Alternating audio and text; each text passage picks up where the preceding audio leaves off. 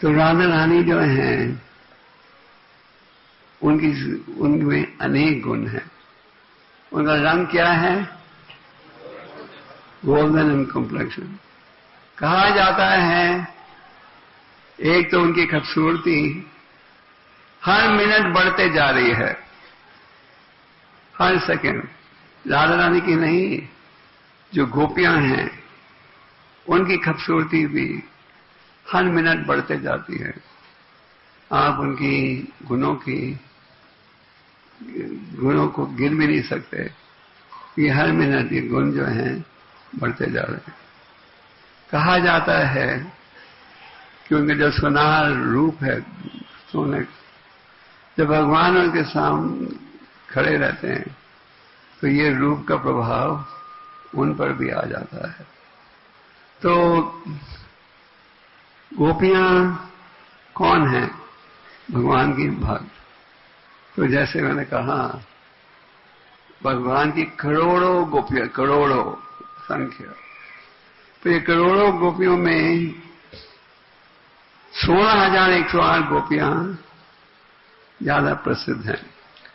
हमें ये नहीं सोचना चाहिए, कई बार सुनने में आता है 16,108 गोपियां हैं। नहीं, 16,108 नहीं, भगवान की 630 मिलियन गोपी हैं। तो करोड़ों करोड़ों करोड़ों गोपियां हैं।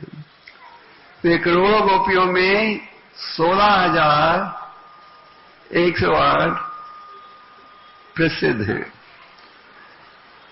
ये 16,108 में 108 ज्यादा प्रसिद्ध हैं। ये 108 में कितने ज्यादा प्रसिद्ध हैं? जो 8 प्रसिद्ध हैं इन्हें क्या कहते हैं? अष्टसखी। आप में से कितने भक्तों ने मायापुर धाम का दर्शन लिया है? तो मायापुर धाम में अष्टसखी का दर्शन भी मिलता है। और इस्कॉन के जो तिरुपति का मंदिर है वहां भी अष्टसखी का दर्शन मिलता है। तो करोड़ों करोड़ों करोड़ों करोड़ों गोपियों में ये 8 प्रसिद्ध हैं। और ये 8 में कितने प्रसिद्ध हैं? 4। इनमें फिर 2। और फिर परसों हमने ललिता जी का आविर्भाव तिथि मनाई थी। तो अष्टसखी इसमें सबसे प्रसिद्ध हैं ललिता। ललिता जो हैं राधा रानी को भी शिक्षा देती हैं, राधा रानी को भी डांट देती है। राधा रानी को कहती है तुम भगवान को मिलने जा रहे हो, कृष्ण को, काजल ठीक नहीं लगाया तुमने। तो सारे जो अष्टसखी हैं उनमें सबसे प्रसिद्ध हैं ललिता। और सब गोपियों में सबसे प्रसिद्ध हैं श्रीमती राधा रानी। तो राधा रानी प्रसिद्ध क्यों हैं? कि जो सेवा का भाव उनमें है उसकी तुलना कोई नहीं कर सकता।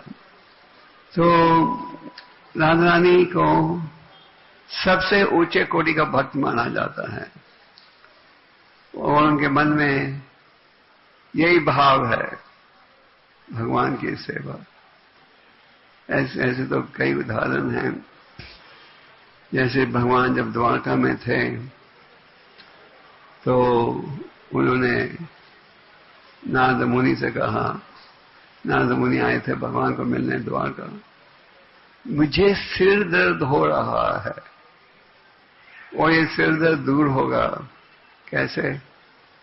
मेरे भक्त के चरणों की धूल लगी। जैसे आप लोग टाइगर बाम लगाते हो या विक्स पे तो भगवान ने कहा मेरे चरणों में भक्त के चरणों की धूल चाहिए। नारद मुनि ने कहा ये तो कुछ प्रॉब्लम है ही नहीं, आपके करोड़ों करोड़ों भक्त हैं, सब खुशी से अपने चरणों की धूल देंगे आपके सिर दर्द को दूर करने के लिए। तो भगवान ने कहा नारद मुनि जाओ, मैं भक्त के चरणों की धूल आओ। तो नारद मुनि पहले आई सत्यभामा के पास भगवान की पत्नी सत्यभामा से कहा, भगवान को गहरी सिर दर्द है, उन्होंने धूल चाहिए आपके चरणों की। सत्यभामा ने कहा, मेरे चरणों की धूल, ये तो अधर्म माना जाएगा, वो मेरे पति हैं, मेरे चरणों की धूल उनको कैसे छू सकती है? इसका तो अच्छा परिणाम नहीं होगा मेरे लिए। फिर वो गई रुक्मिणी के पास, रुक्मिणी ने भी इनकार कर दिया। रुक्मिणी ने भी कहा, ये तो अधर्म माना जाएगा, वो मेरे पति हैं। फिर वो गए ज्ञानियों के पास, योगियों के पास, सबके पास गए, सबने यही कहा कि अगर हमारे चरणों की धूल भगवान के माथे को छुएगी तो बड़ा भयंकर परिणाम होगा। फिर नारद मुनि लौटकर पहुंचे द्वारका। नारद मुनि तो स्पेस ट्रैवल करते हैं, आप समझे, तेजी के साथ। ये नहीं आपने गुजरात से मथुरा जाना है तो आपको 18 घंटे लगेंगे। नारद मुनि तो 1 मिनट में पहुंच जाते हैं एक स्थान से दूसरे स्थान। नारद मुनि को यात्रा करने में कुछ देर नहीं लगती। दुर्वासा मुनि जब यात्रा करते हैं तो उनके साथ हजारों शिष्य भी यात्रा करते हैं। तो नारद मुनि भगवान के पास पहुंचे, कहने लगे, आई एम सॉरी, मैंने सोचा था आपके सारे भक्त, एक मिनट, ये जो पीछे करो, हाँ, मैंने सोचा था आपके करोड़ों भक्त खुशी से देंगे धूल, तो सबने इनकार कर दिया किसी न किसी कारण। मैं शर्मिंदा हूं। भगवान ने उनसे पूछा, तो तुम ब्रज में भी गए कि नहीं, जहां राधा रानी और मेरी अनेक गोपियां हैं? नारद मुनि ने कहा, मैं हर जगह गया तो ब्रज में नहीं गया। तो नारद मुनि फिर ब्रज में आए। आप जानते हो, जब भगवान ब्रज छोड़कर द्वारका गए, जो गोपियां थी अत्यंत दुखी हो गई थी। गोपियों के लिए एक पल भी भगवान के बिना रहना कठिन था।